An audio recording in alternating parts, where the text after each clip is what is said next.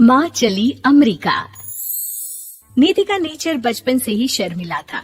वो ना ज्यादा लोगों से बात करना पसंद करती और ना ही ज्यादा मिलना जुलना। निधि, ये पैसे ले जरा और बाजार से चीनी तो ले आ।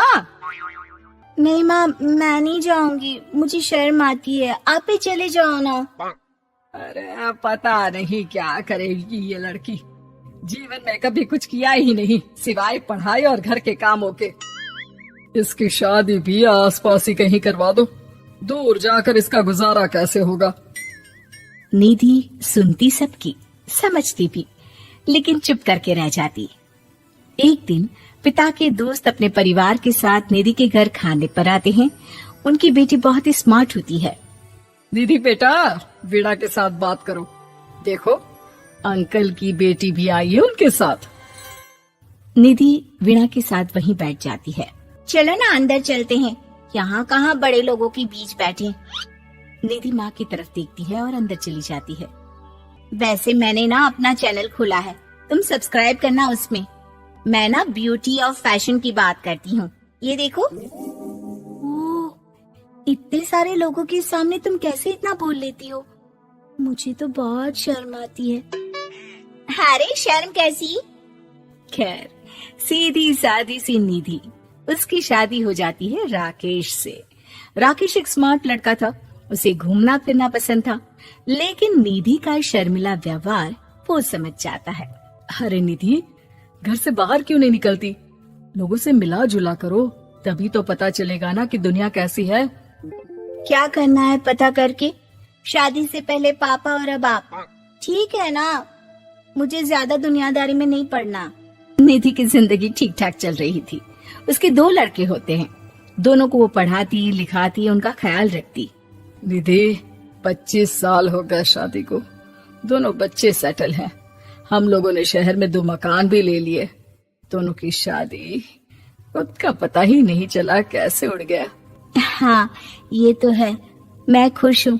जिम्मेदारियाँ आती रही, मैं निभाती रही, और क्या चाहिए। देखो, मैंने सोचा है कि अब हम लोग अमेरिका जाकर रहेंगे। यहाँ की जिंदगी तो जी ली, वैसे मुझे वहाँ बहुत अच्छी नौकरी मिल रही है। मैं कैसे चलूंगी, मुझे वहाँ का कुछ नहीं पता। अब तो जानते हैं ना कि मैं घर से बाहर ही कम निकलती हूँ। अरे तो क्या हुआ, वहाँ भी घर में ही रहना है ना, मैं हूँ ना, नौकरी करूँगा। निधि मान जाती है और पति के साथ अमेरिका चली जाती है। माँ, तुम्हारी बहू को बच्चा होने वाला है, तो क्या तुम 2 महीने के लिए यहाँ आ सकती हो? मुझे तुम्हारी बहुत जरूरत है, मैं टिकट भेज देता हूँ। हाँ हाँ, ये तो बहुत खुशी की बात है। मेरा भी मन सबसे मिलने का कर रहा था, पर क्या माँ पर? अब मैं आऊंगी कैसे? पापा से बात करती हूँ। देखो माँ, प्लीज बहाना मत बनाना, तुम जानती हो ना इस वक्त में मैं किसी पर भरोसा नहीं कर सकता हूँ। निधि पति को सारी बात बताती है। क्या आप भी चलेंगे? निधि, आने जाने में बड़ा खर्च हो जाएगा, ऊपर से मुझे यहाँ छुट्टी नहीं मिलेगी। बहू पर वक्त ऐसा है कि तुमको तो जाना ही पड़ेगा। मैं अकेले दुकान तक तो नहीं जा पाती, इतनी दूर भारत कैसे जाऊंगी, मुझसे नहीं होगा। लेकिन सबके कहने पर निधि को जाना ही पड़ता है। एयरपोर्ट में घबराई निधि एक मुसाफिर से कहती है, मैं ना भारत जा रही हूँ, दिल्ली जाने वाली फ्लाइट। सब मिलकर निधि की मदद करते हैं और फाइनली निधि भारत पहुंच जाती है, जहां बेटा उन्हें घर ले आता है। वाह माँ जी, यहाँ तो मैं भोपाल तक नहीं जा पाती, आप अमेरिका से आ गई। भाई चालाकी तो औरतों में होनी ही चाहिए, यहाँ हम बुद्धू के बुद्धू रह गए। निधि इतनी दूर और लंबा सफर करके थक जाती है, वो चुपचाप बैठ जाती है। बैठना नहीं है माँ जी, बच्चा पकड़ना है, ये लीजिए। और हाँ, घर का काम तो मैं करूंगी नहीं, जानती है ना शरीर कच्चा सा है, तो मुन्ने को सुलाकर कुछ बना लीजिएगा। निधि को बहू का व्यवहार बहुत बुरा लगता है। जैसी भी थी, पिता और पति की हमेशा लाडली रही थी निधि। निधि बेटे की तरफ देखती है। माँ, वो काम वाली कोई मिल नहीं रही है ना, मैं देखने की कोशिश तो कर रहा हूँ, जैसे ही मिल जाएगी वो संभाल लेगी सारा काम। अरे कैसी बात कर रहे हो? जब पहले मैंने कहा था कि अमेरिका से इनके टिकट में जो पैसा खर्च कर रहे हो उतने में नौकरानी रख लो, तो नहीं, मेरी बात पर विश्वास नहीं था। कि ना ना कोई मेरे बच्चे को अच्छे से नहीं संभालेगा। अब इनका भी खर्चा और नौकरानी का भी खर्चा।